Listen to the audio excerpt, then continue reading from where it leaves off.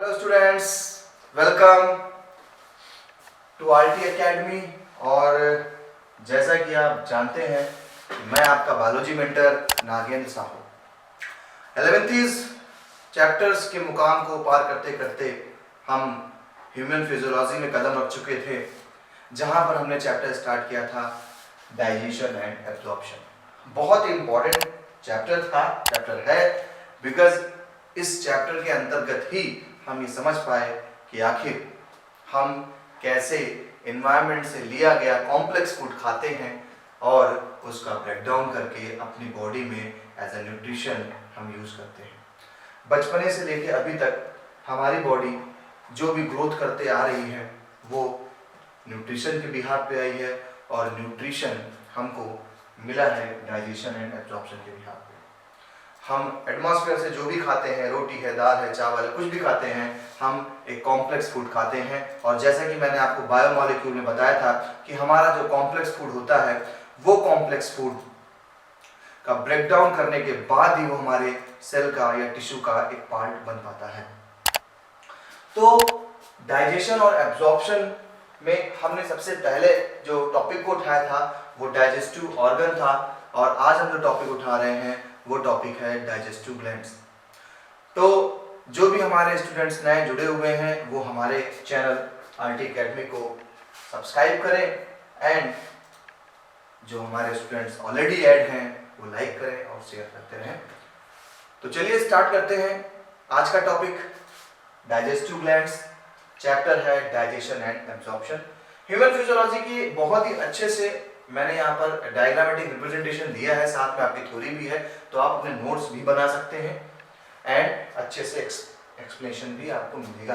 तो आज हम पढ़ रहे हैं डाइजेस्टिव ग्लैंड के बारे में। थोड़ा सा मैं रिवाइज कर दूं एक चीज आपको कि जब हमने चैप्टर स्टार्ट किया था तो हमने कहा था कि डाइजेस्टिव सिस्टम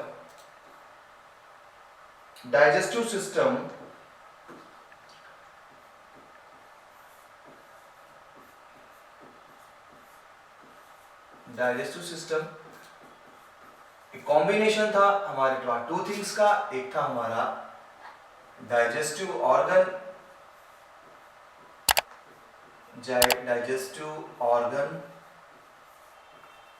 एंड हमारा दूसरा पार्ट था digestive gland, digestive organ and digestive gland. जहां पर हमने डाइजेस्टिव ऑर्गन में buccal cavity, pharynx, oesophagus, stomach, small intestine, large intestine, इन सारे पार्ट्स के बारे में जाना था। अब जब हम डाइजेस्टिव ऑर्गन को समझ चुके हैं तो अब हम बढ़ रहे हैं डाइजेस्टिव ग्लैंड की तरफ, जो कि बहुत ही इंपॉर्टेंट चीजें हैं। और ये ग्लैंड्स हमारी सलाइवरी ग्लैंड भी हो सकती हैं,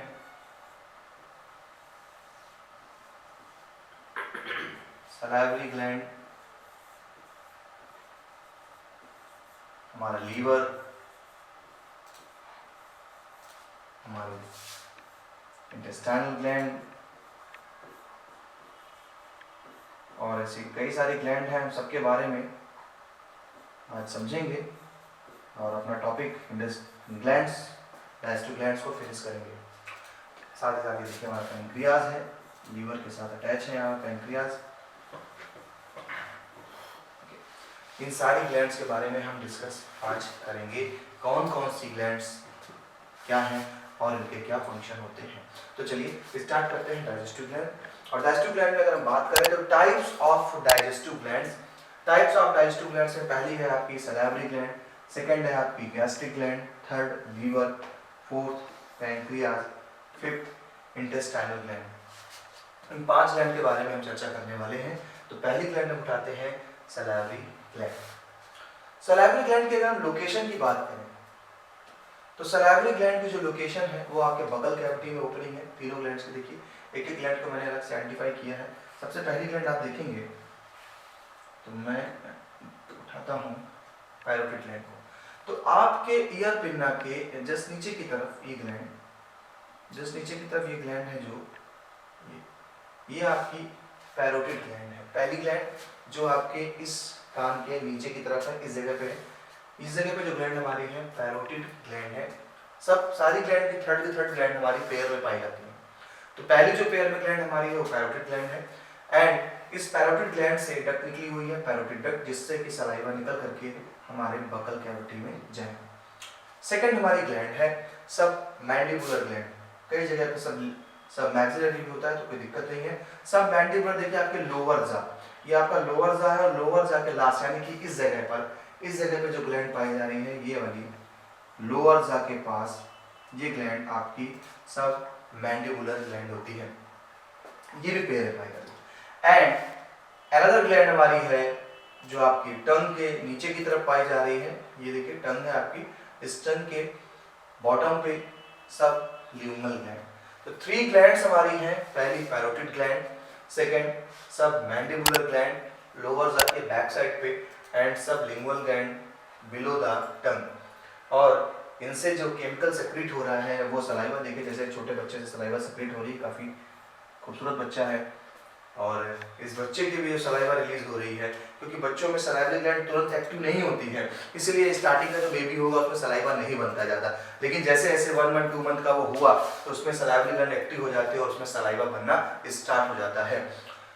तो 3 पेयर्स में दिए गए glands, parotid gland, largest salivary gland है parotid gland, seen in cheeks.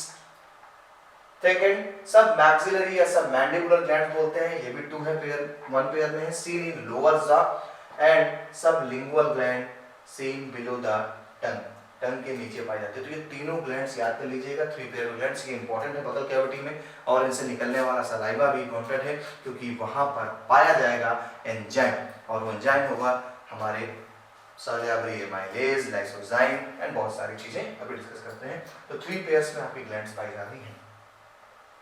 Next, अब सलाइवरी ग्लैंड का केमिकल कंपोजिशन क्या होता है? तो सलाइवरी ग्लैंड का जो केमिकल कंपोजिशन है, उस केमिकल कंपोजिशन की बात करें तो सलाइवरी ग्लैंड सेक्रेट सलाइवा, ये तो हम सबको पता है कि हमारे सलाइवरी ग्लैंड से सलाइवा रिलीज होता है।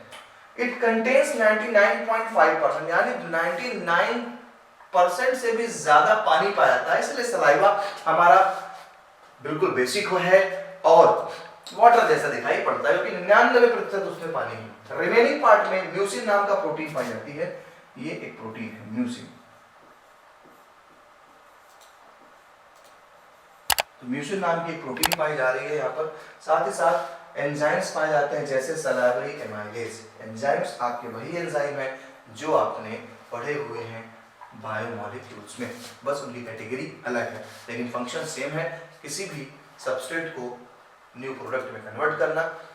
तो यहाँ पर आगे हमारा एंजाइम लाइक सलाइवरी एमाइलेज पाया जाएगा, लाइसोजाइम एंजाइम पाया जाएगा, इलेक्ट्रोलाइट्स, इलेक्ट्रोलाइट जैसे कुछ हमारे मिनरल्स हैं आयंस के फॉर्म में, सोडियम, पोटेशियम, है ना, तो ये हमारे इलेक्ट्रोलाइट। तो सलाइवा का अगर कोई केमिकल कंपोजिशन पूछता है तो केमिकल कंपोजिशन की बात करें तो वहां पर हमें वाटर है, म्यूसिन है, एंजाइम है, सलाइवरी एमाइलेज। याद रखिए, क्योंकि जब मैकेनिज्म ऑफ डाइजेशन पढ़ेंगे तो वहां पर आपसे बताऊंगा कि सलाइवा में मौजूद सलाइवरी एमाइलेज स्टार्च को माल्टोज शुगर में कन्वर्ट कर रहा है। तो आपको दिमाग में आना चाहिए, हाँ यहाँ पर एंजाइम सर ने बताया था, पहले से बताया था कि वहां पर सलाइवरी एमाइलेज नाम का एक एंजाइम मौजूद है। चलिए आगे चलते हैं।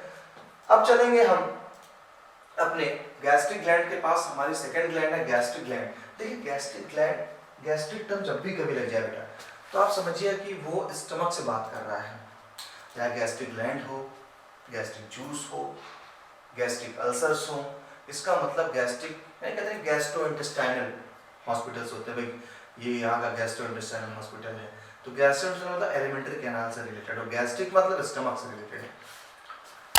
तो अगर हम बात करें तो जैसे कि आपको मैंने एक चीज बताई थी कि हमारे अगर एलिमेंट्री कैनाल की कट किया जाए तो जो आउटर मोस्ट लेयर होती है म्यूकोसा, और म्यूकोसा के बॉटम पर होती है सब म्यूकोसा। तो आउटर मोस्ट लेयर जो है वो म्यूकोसा है, और म्यूकोसा जिस पे निकला है वो क्या है? सब म्यूकोसा। इसके नीचे भी सर्कुलर मसल्स है, फिर रेडियल मसल्स लगी हुई हैं। तो ये दो चीज याद रखिए, म्यूकोसा एंड सब म्यूकोसा। तो tubular glands found on the inner wall of stomach. Tubular जो ये ग्लैंड है, यानी जो हमारी गैस्ट्रिक ग्लैंड है, ट्यूबुलर ग्लैंड्स होती है, देखिए ऐसे कुछ दिखाई पड़ेंगी। इस स्ट्रक्चर को ध्यान दीजिए, मैं इसको जूम कर ले रहा हूँ थोड़ा सा, तो और आपको अच्छे से दिखाई पड़ेगा।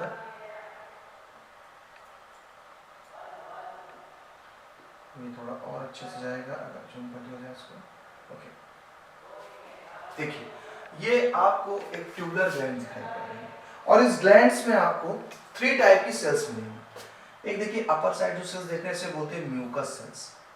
इनका फंक्शन होता है म्यूकस को सेक्रेट करना। म्यूकस जैसे कफ निकलता है, वो कफ क्या है? म्यूकस है। दूसरा है देखिए चीफ सेल्स, येलो कलर दिख रही है चीफ सेल्स, ये वाली, ये आपको चीफ सेल्स दिखाई पड़ रही है। एंड चीफ सेल्स के नीचे मिलती है पैराइटल सेल। थोड़ा सा लेवल हाई, कंपटीशन लेवल बहुत ज्यादा पूछा जाने वाला ये एक टॉपिक है। तो आपको 3 सेल्स मिल रही है। पहली है म्यूकोसल सेल, म्यूकस का फॉर्मेशन करेगी, चीफ सेल्स है और पैराइटल सेल है। तो गैस्ट्रिक ग्लैंड एक ट्यूबुलर ग्लैंड है। क्या है? एक ट्यूबुलर ग्लैंड है और ये ट्यूबुलर ग्लैंड में 3 टाइप की सेल्स पाई जा रही है, mucus cells, chief cells, parietal cells. देखिए ध्यान से, अब इन सेल्स के फंक्शन क्या है? चलिए इन सेल्स के फंक्शन को समझ लेते हैं। इन सेल्स के फंक्शन को समझ लें। देखिए इन सेल्स के अगर फंक्शन की बात करें तो म्यूकस नेक सेल्स हैं, चीफ जाइमोजेन या पेप्टिक सेल्स हैं, इन्हीं को जाइमोजेन। अब मेडिकल में कभी इन्हीं चीजों को पूछ देता है जाइमोजेन सेल्स कहाँ पाई जाती हैं या पेप्टिक सेल्स कहाँ पाई जाती हैं। तो जाइमोजेन सेल्स या पेप्टिक सेल्स चीफ सेल्स है और तीसरी है ऑक्जेंटिक सेल या पैराइटल सेल्स। गैस्ट्रिक जूस जो निकलेगा इसी ग्लैंड से निकल रहा है। गैस्ट्रिक जूस जो निकल रहा है आपके पेट में, आपके पेट में जो कहते हैं एचसीएल निकल रहा है, ये हो रहा है, वो हो रहा है, तो वो जो भी कंटेंट है ओवरऑल कंटेंट को हम गैस्ट्रिक जूस कहते हैं। तो जो गैस्ट्रिक जूस निकल रहा है वो निकल रहा है हमारे इस ट्यूबुलर ग्लैंड से। 3 टाइप की सेल्स है, जो ज्यादा इंपॉर्टेंट है मैं उस पर ज्यादा फोकस करता हूँ। तो ये ज्यादा इंपॉर्टेंट है, म्यूकस सेल्स है, चीफ सेल्स है, पैराइटल सेल्स है। Tubular gland found in the inner wall of stomach and they secrete acidic 1.8 to 2.0 gastric juice. इस gastric juice का मीटर थोड़ा acidic होता है, 1.8 to 2 pH होता है इनका। gastric gland का थीटा क्रॉस है, जैसे कि मैंने बताया आपको। अब देखिए म्यूकस नेक सेल्स का फंक्शन क्या होता है। जो हमारी म्यूकस की नेक सेल्स है, इसका मैं फंक्शन बता रहा हूँ, इस सेल का फंक्शन क्या है। म्यूकस नेक सेक्रेट करती है म्यूकस, MUCUS म्यूकस। म्यूकस का एक काम देखिए क्या, हमारे जो स्टमक है, आप देख रहे हैं कि स्टमक में HCl तो रिलीज हो ही रहा है। अब अगर स्टमक से HCl रिलीज हो रहा है तो स्टमक में मौजूद म्यूकस की लेयर HCl से होने वाले नुकसान से बचाती है। यानी कि आपके स्टमक में HCl से जो नुकसान हो रहा है, क्योंकि HCl एसिड मटेरियल है, हाइड्रोक्लोरिक एसिड है, और अगर ये आपके स्टमक की इनर लेयर को डैमेज करता चला जाएगा तो गैस्ट्रिक ग्लैंड डैमेज हो जाएंगे एंड अब खुद स्टमक अपने आप को डाइजेस्ट कर जाएगा एंड ओवरऑल स्टमक में अल्सर्स हो जाएंगे, स्टमक डैमेज हो जाएगा एंड बहुत सारी प्रॉब्लम क्रिएट हो जाएंगी। इस चीज से बचाने के लिए हमारे स्टमक की इनर लेयर पर म्यूकस की लेयर होती है, म्यूकस का सिक्रीशन होता है। Mucus and bicarbonates protect the stomach wall. Mucus और बाइकार्बोनेट्स हमारे स्टमक को प्रोटेक्ट करते हैं। जैसे आपके घर की दीवारों पर आपने पहले सीमेंट किया, एक प्लास्टर किया, प्लास्टर देने के बाद पुट्टी आपने कर दी, पेंट कर दिया, तो आप उस पर एक सेफ्टी लेयर चढ़ाते चले जा रहे हैं। ऐसे कुछ हमारे स्टमक पर भी सेफ्टी लेयर होती है जो बनाने वाले हमारे म्यूकस सेल्स हैं, ये म्यूकस सिक्रीट करते रहते हैं, इससे स्टमक को HCl से नुकसान नहीं पहुंचता। तो ये पॉइंट याद रखिएगा। And prevent auto digestion. Auto digestion मतलब खुद का ही डाइजेशन कर लेना, खुद स्टमक का डाइजेशन हो जाएगा। मरने के बाद यही होता है कि स्टमक खुद का ही डाइजेशन करने लग जाता है। डेड बॉडी को ज्यादा तक रखा जाएगा तो आपको स्टमक सामने लगेगा अंदर ही अंदर, क्योंकि स्टमक से निकला हुआ गैस्ट्रिक जूस, क्योंकि तुरंत तो गैस्ट्रिक जूस बनना बंद नहीं होगा, सेल्स बना रही है, वो गैस्ट्रिक जूस खुद ही अपने आप को डाइजेस्ट करने लग जाता है। अब देखिए जाइमोजेन सेल्स क्या करते हैं। तो म्यूकस नेक सेल से सेक्रेट कर दिया म्यूकस। अब आती बात चीफ या जाइमोजेन सेल ने क्या किया। तो जाइमोजेन सेक्रेट करता है प्रोएंजाइम्स। देखिए मेन डाइजेस्टिव एंजाइम ये निकालना है, जाइमोजेन सेल्स या peptic cells, pepsinogen and prorennin and some lipase. 3 enzyme है, first pepsinogen, second prorennin and third lipase.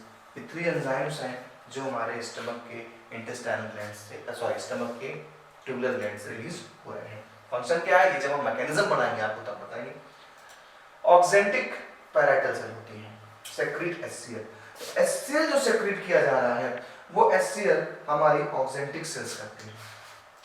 तो 3 सेल्स हो गई, म्यूकस, चीफ एंड ऑक्जेंटिक। तो ऑक्जेंटिक क्या है, secrete HCl and castor and intrinsic factor for absorption of vitamin B12।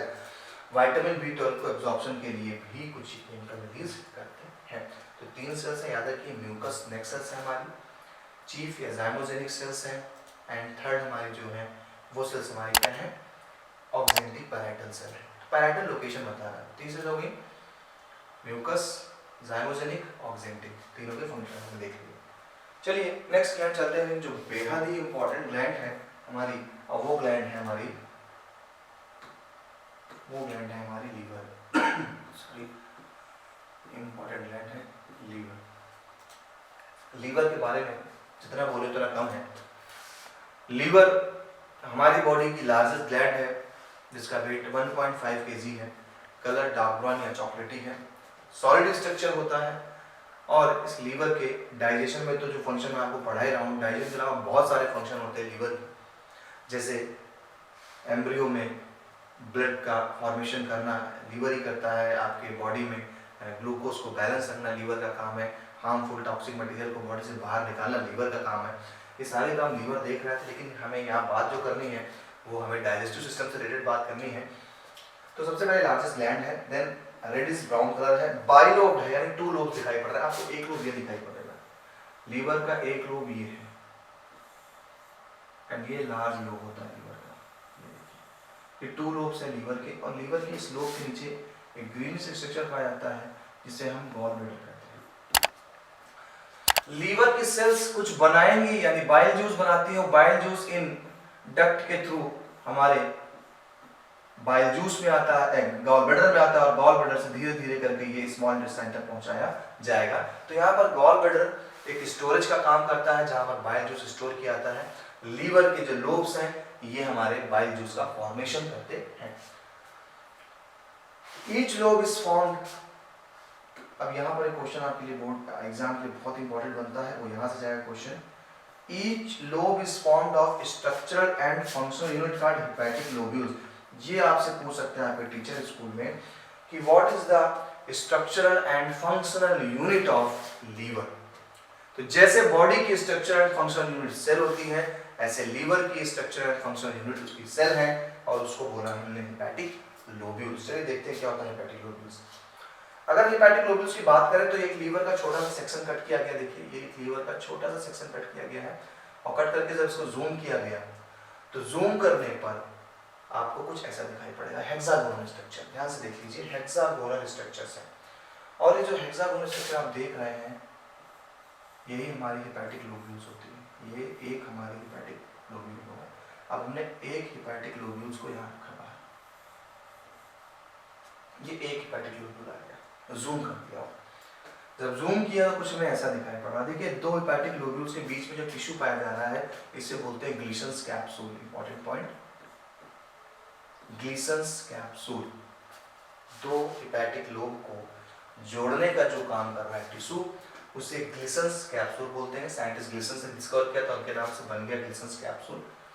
And हमने इस एक हेपेटिक लोब्यूल को भी और जूम किया, जब हमने और जूम किया तो हमें एक हेपेटिक लोब्यूल कुछ इस तरीके से दिखाई पड़ा। हेपेटिक लोब्यूल में जो सेल्स पाई जाती है उसे हेपेटोसाइट कहते हैं। जैसे लीवर की सेल है हेपेटोसाइट, शायद ये डैमेज हो जाती है तो लीवर डैमेज होना चालू होता है।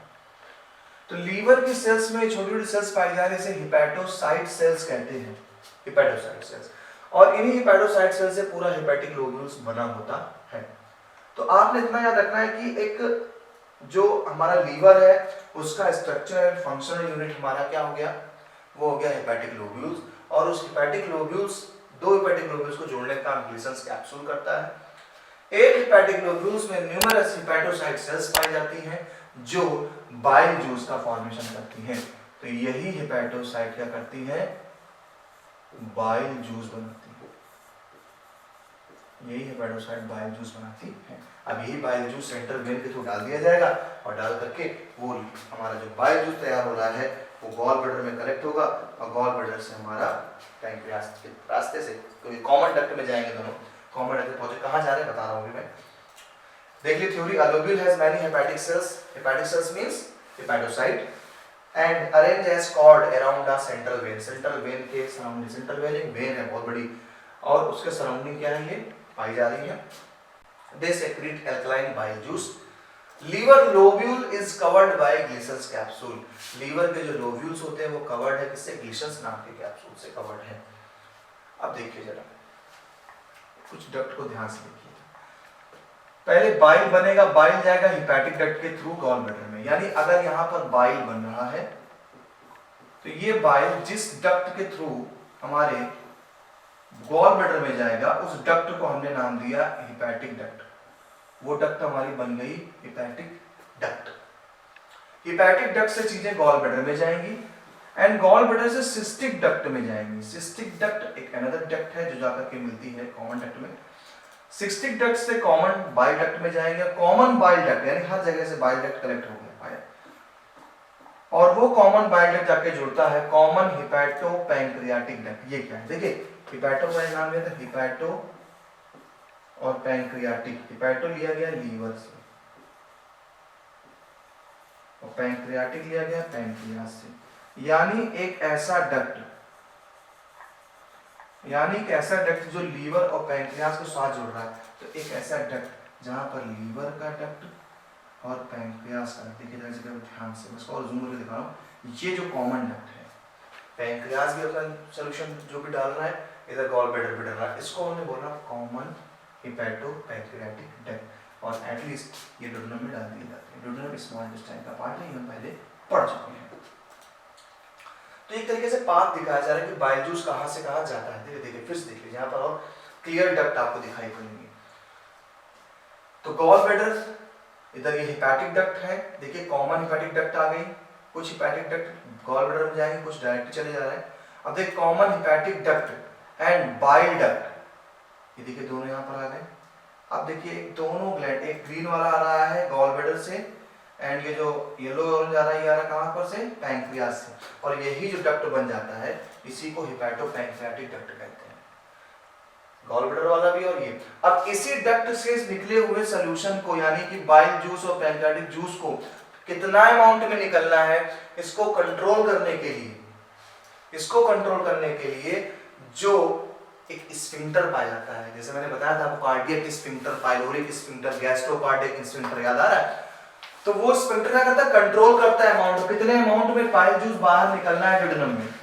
तो इस जो amount of bile juice and pancreatic juice को जो कंट्रोल कर रहा है स्फिंक्टर, उसे हम बोलेंगे क्या? Sphincter of OD. ओडी ना कहते हैं गाड़ी वाला, स्फिंक्टर ऑफ ओडी। ये स्फिंक्टर ऑफ ओडी होता है। तो यहाँ पर आपको जो नोटेबल पॉइंट है वो स्फिंक्टर ऑफ ओडी पे जाएगा, ये इंपॉर्टेंट पॉइंट है। तो स्फिंक्टर ऑफ ओडी क्या है?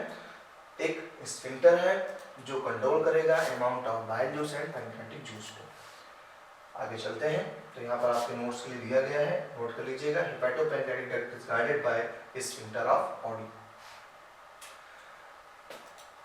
Bile has, important point, bile में कोई भी एंजाइम नहीं पाया जाता, फिर भी वो इंपॉर्टेंट है डाइजेस्टिव सिस्टम में, क्योंकि डाइजेस्टिव सिस्टम में चीजें एंजाइम चाहिए हमको डाइजेस्ट करने के लिए। तो कह रहा bile has no enzyme, bile में कोई एंजाइम नहीं, but bile contain bile pigments like bilirubin, biliverdin, जिसके कारण आपका बाइल जूस येलोइश ग्रीनिश होता है और आपका यूरिन कलर भी येलोइश होता है। इसी कारण बिलिरुबिन पाया जाएगा, बाइल साल्ट पाए जाएंगे, कोलेस्ट्रॉल एंड फास्फोलिपिड पाया जाएगा। बाइल सॉल्ट का बड़ा काम है क्योंकि ये फैट को इमल्सिफाइड करने का काम करता है, फैट के बड़े बड़े मॉलिक्यूल्स को छोटे ड्रॉपलेट्स में तोड़ने का काम करता है। ये हम मैकेनिज्म में आपको बताएंगे। तो बाइल में पिगमेंट्स याद रख लीजिए, कौन कौन से पिगमेंट बहुत इंपॉर्टेंट है। बाइल जूस में जो पिगमेंट होता है बिलिरुबिन, बिलिवर्डिन पिगमेंट होते हैं, बाइल सॉल्ट है, कोलेस्ट्रॉल है एंड फास्फोलिपिड है। अब आ जाइए, हमारे सेकेंड लार्जेस्ट ग्लैंड है पैंक्रियास। देख रहे हैं इस पैंक्रियास को, थोड़ा सा ये स्किन कलर जैसा होता है पैंक्रियास। तो सेकेंड लार्जेस्ट ग्लैंड हमारी पैंक्रियास है और ओपन कहाँ हो रही है? डुडेनम में। आप देखिए जो चीज से पार्ट देखते हैं, ये हमारे इंटेस्टाइन का, स्मॉल इंटेस्टाइन का पहला पार्ट है, जिसे हम बोलते हैं ड्यूडेनम। इस ड्यूडेनम में ओपन हो रहा है। जो हमारा पैंक्रियास है ये डुअल नेचर का होता है। मींस पैंक्रियास को हम हेट्रोग्लैंड के नाम से भी जानते हैं। क्यों हेट्रोग्लैंड नाम जानते हैं? क्योंकि इसका जो एक्सटर्नल पार्ट है ये एंजाइम रिलीज करता है, ये एंजाइम रिलीज करता है, जबकि जो उसका इंटरनल पार्ट है, इसे आइलेट्स ऑफ लैंगरहैंस कहते हैं, ये आपका हार्मोन रिलीज करता है। तो यहां पर हमारा जो पैंक्रियास है ये डुअल नेचर खेल रहा है। एक एंजाइम रिलीज कर रहा है, दूसरा हार्मोन रिलीज करता है, इसलिए इसे हम मिक्स ग्लैंड या फिर इसे हम हेटेरो ग्लैंड के नाम से जानते हैं, क्योंकि दोनों का काम कर रहा है। तो यहाँ पे ये पॉइंट याद रखना, ये it's behave like enzymes and hormones both, तो दोनों ऐसा काम कर रहा है, इसलिए हेटेरो ग्लैंड बोला जाता है। अब पैंक्रियास से निकलने वाला जो हमारा केमिकल होता है उसे हम पैंक्रियाटिक जूस कहते हैं, और इस पैंक्रियाटिक जूस में क्या क्या मिलेगा, देखिए कुछ एंजाइम है प्रोटीन को डाइजेस्ट करने वाले, ट्रिप्सिनोजेन, काइमोट्रिप्सिनोजेन एंड प्रोकार्बोक्सीपेप्टिडेज। देखिए 3 एंजाइम है जो प्रोटीन का डाइजेस्ट करेंगे, first trypsinogen, second chymotrypsinogen and third is procarboxypeptidase. ये तीनों मिलकर के प्रोटीन का डाइजेशन करेंगे, इसलिए पैंक्रियास का होना बहुत जरूरी है, क्योंकि आप एक डाइट का मेन पार्ट जो होता है प्रोटीन आप लेते हैं, उसी से सेल्स बनी है, मसल्स बनी है। तो ये 3 एंजाइम याद रखिएगा। ट्रिप्सा भी इनएक्टिव फॉर्म में, जब तक लंबे नाम देख रहे हैं सब इनएक्टिव फॉर्म में, छोटा कर देंगे एक्टिव हो जाएगा। जैसे ट्रिप्सिनोजेन है तो अगर ट्रिप्सिन कर दिया यह भी एक्टिव हो गया। एक्टिव कौन करेगा बताऊंगा। तो ये प्रोटीएज एंजाइम है। Protease enzyme is a group of protein digestive enzyme like trypsinogen, chymotrypsinogen and procarboxypeptidase. Second enzyme में पाया जाता है एमाइलेज जो स्टार्च का डाइजेशन करेगा, लाइपेज जो फैट का डाइजेशन करेगा, न्यूक्लियसेज जो डीएनए और आरएनए को डाइजेस्ट करेगा। तो ये ग्रुप है हमारे एंजाइम्स के जो पैंक्रियास से निकल रहे हैं।